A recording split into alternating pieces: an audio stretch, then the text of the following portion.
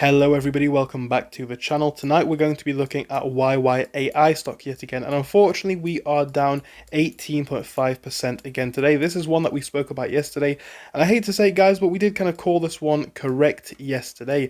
Now what I said is after we dropped out of levels such as 1112, 1110 as well, we come to new levels of weakness. I'm going to be explaining what I think comes next over the course of tonight's video. If it sounds good, make sure to leave a like and subscribe to the channel. At the same time, do remember I am not a financial advisor and this is certainly not financial advice. Now as I say guys, as of Thursday, Friday last week, we have seen this level, I'm going to really call it 1112, holding up as a strong support, right? It just didn't hold. It didn't hold on Monday and we of course dropped from there. And I said, even though it was a small down day yesterday, I think it was 10%, which for a stock like this is not that huge. It's going to be volatile anyway.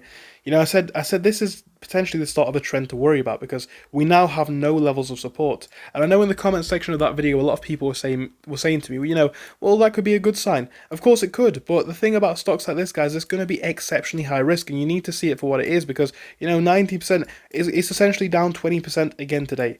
You know, we've seen a little bit of a potential bottom here forming around the 6 range, but that's where I'm looking to now. And now we're back up to the 8s. Keep your eye on the 6s. I think we have the potential to retest those lows. You know, this is going to be one of those stocks, and I know one day I am going to be wrong because it's going to move, right? If it does move to the upside, it's probably going to be quick and it's probably going to be volatile. You would expect that.